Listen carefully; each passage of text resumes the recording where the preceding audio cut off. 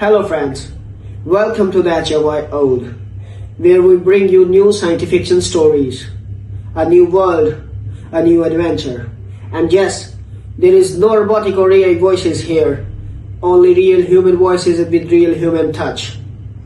So let's start this journey, and please subscribe my channel if you like the stories and press the bell icon for the latest updates. Let's have a story. Okay. Personal log, Security Chief Zixtal, timestamp 847.3.15-0947. The human counted ceiling tiles, 43. I'd been watching her for 6 rotations now, and that's what she did. Not pacing, not pleading, not the ritualistic wailing that most condemned prisoners favor in their final cycles. She counted. 43 tiles in the detention bay. Every time. Ugly little thing, isn't it? Lieutenant Korvas flicked his tongue against his teeth. Nervous habit he'd picked up since the Sol campaign started going sideways. Hard to believe something that small took out the Retribution's entire fighter wing. I made a non-committal grunt. My mandibles were aching again. Happened every time I spent too long staring at the human. Something about their forward-facing eyes. Predator configuration. Made my prey brain scream warnings I'd thought military conditioning had beaten out of me. The thing was female. Had to remind myself of that. When Command first brought her aboard, dripping coolant and asteroid dust, I'd assumed male. The way she moved. Sharp. Economical. Like a blade testing its edge. Wrong assumption. She shifted position, first movement in 47 minutes, and I found myself tensing. Ridiculous. She was behind force glass rated for ship-to-ship munitions. I shackled with gravitic restraints that could compress bone to powder. Didn't matter. My body knew a killer when it saw one. Orders came through, Korvas was saying. Admiral wants her transferred to Execution Base 7 in 1 rotation. Public broadcast, full ceremony. Make an example. The human's head turned, not toward us, toward the ventilation grate 17 degrees starboard of our position. She'd been doing that. Little looks, quick glances at junction boxes, emergency seals, and the barely visible maintenance crawlways that honeycombed our ships. I'd mentioned it in my reports. Command said I was being paranoid. Copy that, I told Korvas. But I was watching her hands. Small things, human hands, no claws, no natural weapons to speak of. But she kept flexing them, testing the restraint's response time, measuring something. What are you measuring? The intercom crackled. Admiral Kethvar's voice transmitted ship-wide. Attention, crew of the Divine Purpose. In 12 standard hours, we will broadcast the execution of the Terran war criminal designated H7739. Let this serve as a reminder that the hegemony does not negotiate with monsters. The human smiled. I've seen human expressions in the tactical briefings, studied their facial configurations. Anger, mouth compressed, eyes narrowed, fear, widened optical organs, elevated breathing, pain, facial muscle contraction, moisture from the optical ducts. This was none of those. This was something else entirely, something that made my blood vessels constrict and my survival hinges want to fold me into defensive posture. Sir, Korvas had noticed my reaction. Problem? No.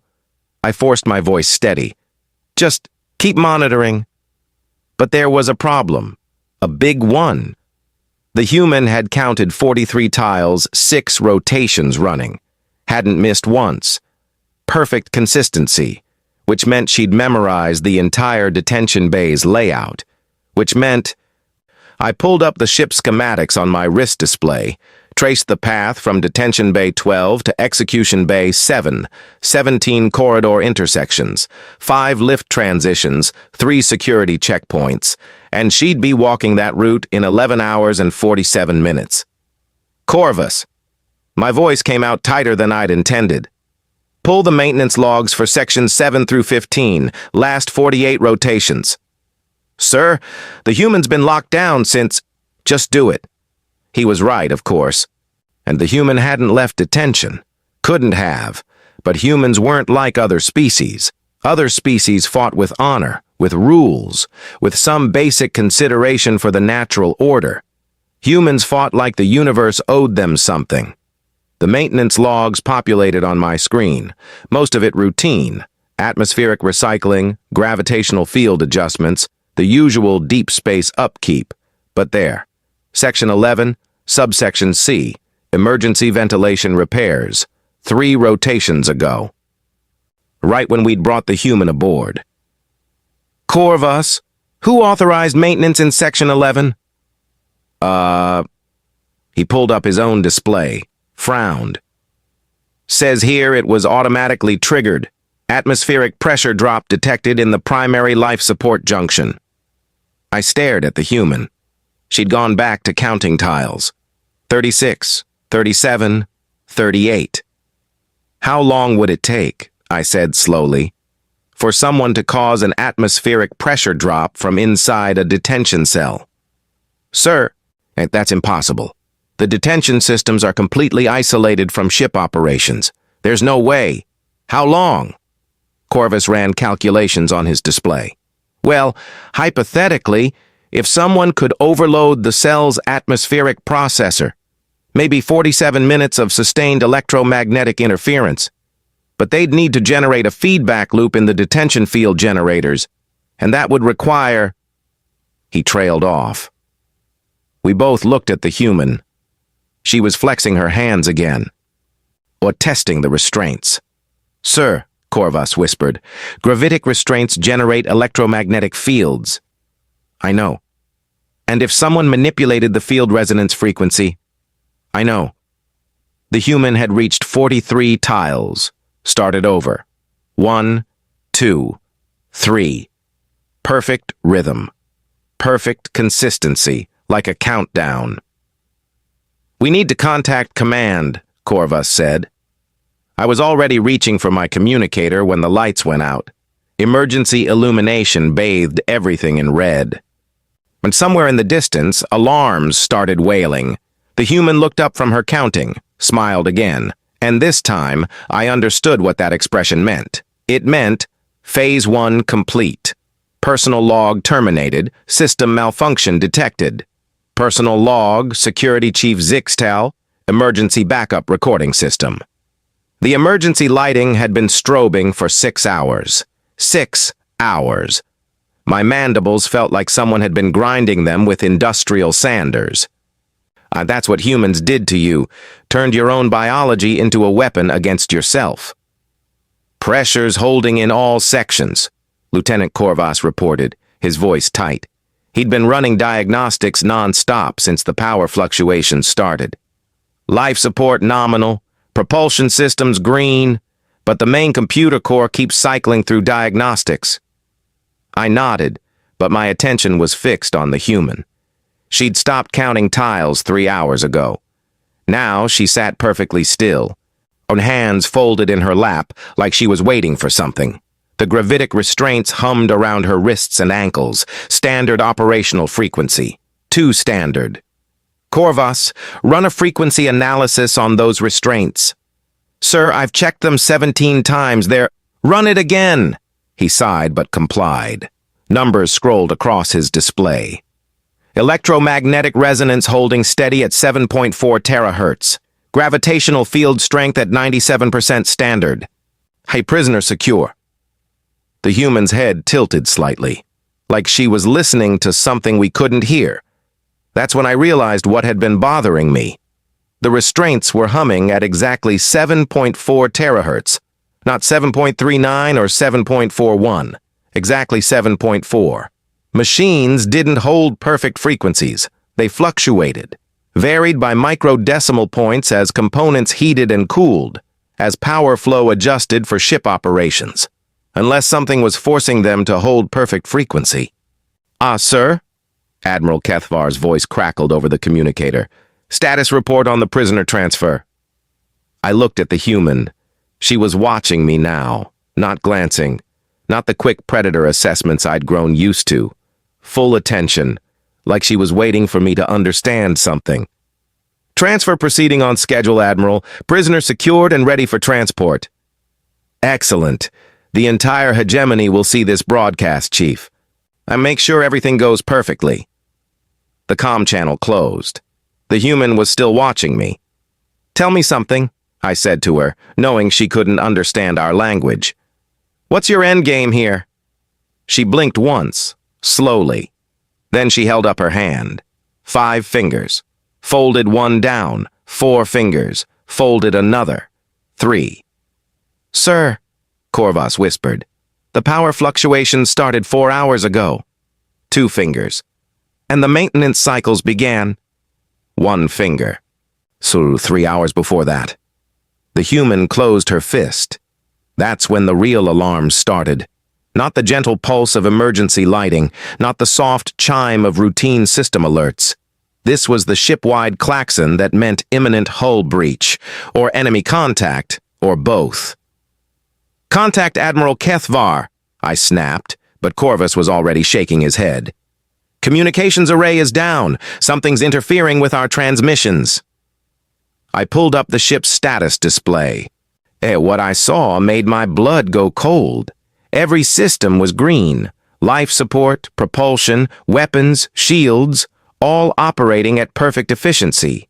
But they were all cycling through diagnostic routines, constantly, like the ship's computer was trapped in an endless loop of checking and rechecking its own systems. How long? I asked slowly. Would it take for someone to create a feedback loop in our main computer core? From inside a detention cell? Yeah, impossible. But I was thinking about electromagnetic frequencies, about gravitational fields, about the fact that our ship's computer core and our detention systems shared the same primary power coupling, about the fact that humans didn't think like normal military strategists. Corvus, shut down the detention field. Sir, that would release now. He hesitated, then entered the command sequence. The humming stopped. The alarms stopped too. The lights stabilized. And the human stood up, me flexing her fingers like she was working out cramps. Phase 2, I muttered. The intercom crackled back to life. Admiral Kethvar's voice, confused and irritated. Chief, what's your status? We lost all contact for the past hour. I stared at the human. She was stretching now, casual, unhurried movements that somehow looked more dangerous than any weapon I'd ever seen. Sir, I said into my communicator, I need to speak with you privately about the prisoner transfer. Chief, we're on a schedule here. The execution broadcast is set to begin in 30 minutes. I understand, sir, but I think we need to reconsider our approach. Silence. Then, explain. I looked at the human. She had walked to the force glass barrier and was examining the energy matrix that contained her. Not panicked study, technical assessment. Like an engineer evaluating a problem. Sir, I believe the prisoner has been using our own security systems against us. The power fluctuations, the communication blackouts. I think she's been preparing something. That's impossible, Chief. Our systems are completely isolated from detention operations. Yes, sir, that's what I thought too. The human pressed her palm against the force glass, not testing its strength, measuring something else. Surface temperature, maybe. Or energy distribution patterns. Sir, I said carefully, what happens if she's not trying to escape?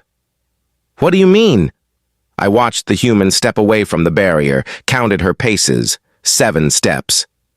Then she sat down again, hands folded, perfectly composed, like she was waiting for something to arrive. Sir, what if she wanted to be captured? Long pause. When Admiral Kethvar spoke again, his voice was sharp. Chief, you're being paranoid. The human is contained. The execution will proceed as scheduled. Yes, sir. But as I closed the comm channel, I couldn't shake the feeling that we were all dancing to a rhythm the human had been conducting from the moment she set foot on our ship. And in 28 minutes, Whatever symphony she'd been composing would reach its crescendo. The human looked up at me, smiled again. This time I smiled back, because I finally understood what that expression meant. It meant right on schedule. Personal log entry completed. Systems nominal. Personal log. I Security Chief Zixtel. Final entry. The execution chamber held 300 witnesses, representatives from 47-member worlds, military officers, diplomatic attachés, even a few civilian journalists, though how they'd gotten aboard a military vessel was beyond my authority to question. All of them here to watch a human die. The human walked into the chamber like she owned it. No shuffle of defeat, no trembling of fear. Each step measured, purposeful, almost ceremonial. And her hands were bound behind her back with quantum-locked restraints, the kind they used for war criminals who'd killed entire populations. She looked around the chamber once, counted something, exits maybe, or weapons positions. Then she looked directly at Admiral Kethvar and nodded. Actually nodded, like she was greeting an old friend. "Citizens of the hegemony," the Admiral began, his voice carrying across the chamber's communications array. "Today we demonstrate that no enemy of civilization, no matter how savage or destructive, can escape justice." I was positioned at Security Station 7, overlooking the execution platform. Standard protocol demanded I monitor the crowd for potential incidents. But I couldn't take my eyes off the human. She was listening to something. Head tilted slightly like she was picking up a sound just beyond normal hearing range. "The prisoner designated H-7739, Admiral Kethvar continued, just single-handedly destroyed 3 hegemony vessels and murdered 47 personnel in an unprovoked attack on our patrol fleet." The human's lips moved slightly, not speaking, counting, silently marking off numbers. 5, 4, 3. "Let this serve as a warning to Earth and all who would—" The lights went out. Not emergency lighting this time. Complete darkness. The kind of absolute black you only found in deep space when even the stars couldn't reach you. Then the backup systems kicked in, bathing everything in red emergency illumination. And the human was gone. Quantum-locked restraints lay in pieces on the execution platform. The energy field that had surrounded her flickered and died. Chaos erupted in the chamber, security officers shouting orders, diplomatic personnel diving for cover, the Admiral's voice, sharp with panic. "Lock down! Full security lockdown!" But I wasn't moving. I was staring at those broken restraints. They're thinking about electromagnetic frequencies and gravitational field manipulation, and the fact that the human had been preparing for this moment since the second she'd been brought aboard. "Sir," Lieutenant Corvus appeared beside me, breathing hard. "The prisoner—" "I know. How is that possible? Those restraints are rated for—" "Corvus." I turned to face him. "Have you ever seen a human use tools?" "What?" "Tools. Implements. Weapons. Have you studied how humans interact with technology?" He shook his head, confused. "They don't just use tools," I said quietly. "They become them. A human with a hammer doesn't just hit things. The hammer becomes an extension of their arm. A human with a ship doesn't just pilot it. They think like the ship." Understanding dawned in his eyes. She turned herself into a tool. Not just any tool. I looked around the chaos of the execution chamber, security forces scrambling, communications arrays sparking with overloaded circuits, emergency systems triggering throughout the ship. She turned herself into a virus. That's when the real explosions started. Not weapons fire, structural failures, critical systems overloading in cascade patterns that shouldn't have been possible, the ship's own infrastructure turning against itself. "Sir, we need to evacuate." But I was listening to something else, a sound coming through the ship's communication array. Faint at first, but growing stronger. Music, human music, something with a strong beat and aggressive melody. the kind of sound humans made when they were preparing for war. "She's still here," I said. "Sir?" "She hasn't left the ship. She's still here." Because that was the thing about humans that the hegemony had never understood. They didn't just fight to win. They fought to make a point. And the point was this: if you came after one human, you'd have to deal with all of them. The music cut off, as Admiral Kethvar's voice came over the ship's intercom, but it wasn't the Admiral speaking. "Citizens of the hegemony," the human said, her voice calm and professional. "My name is Captain Sarah Chen, Terran Defense Force. I have a message from Earth." I found myself leaning forward. Despite everything, despite the chaos, despite the fact that my career was probably over and my ship was probably compromised and my life expectancy had just dropped to somewhere near zero. "You call this an execution," the human continued. "We call it a rescue operation. In approximately 7 minutes, Earth forces will arrive to collect me. You are welcome to resist. We encourage it, actually. It's been too long since we've had a proper fight." The chamber fell silent. Even the emergency alarms seemed quiet, as if the ship itself was listening. "But understand this," Captain Chen's voice carried a weight that made my predator brain curl up in terror. "Is every ship you send against Earth will send back to you in pieces. Every world you threaten will turn into a fortress. Every citizen you harm will consider a declaration of war against the entire human race." A pause. Then, almost casually, "We don't negotiate with governments that murder prisoners. We negotiate through superior firepower." The communication channel closed. Lieutenant Korvas was staring at me. "Sir, what do we do?" I looked around the execution chamber, thus at the diplomatic representatives cowering behind overturned tables, at the security officers checking their weapons with hands that trembled just slightly, at Admiral Kethvar, who was standing frozen at his podium like he couldn't quite process what had just happened.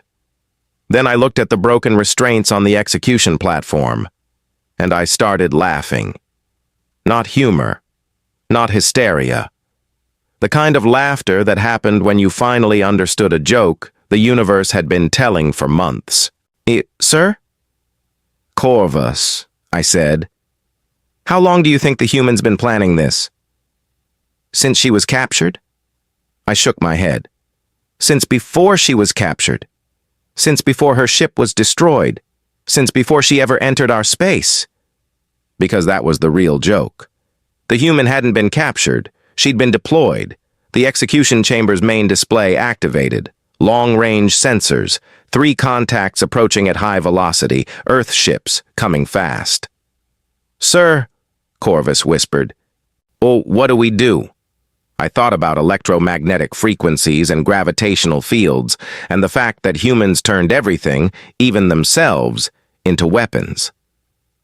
I thought about Captain Sarah Chen, probably sitting in our computer core right now, calmly sending tactical information to her incoming rescue fleet. I thought about the fact that the hegemony had just broadcast this entire incident to 47 member worlds, and I realized that what we were witnessing wasn't an execution at all, and it was a recruitment video. "We surrender," I said.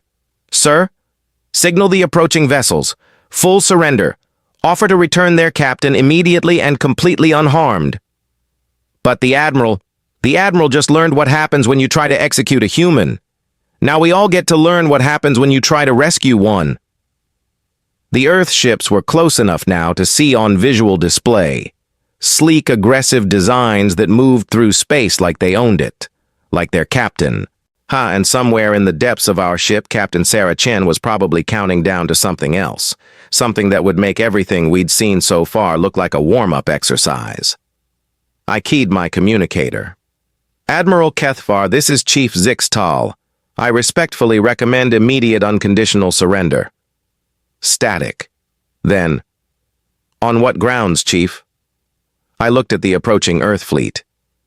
I thought about humans and tools and the fact that we'd just given them everything they needed to turn this incident into legend.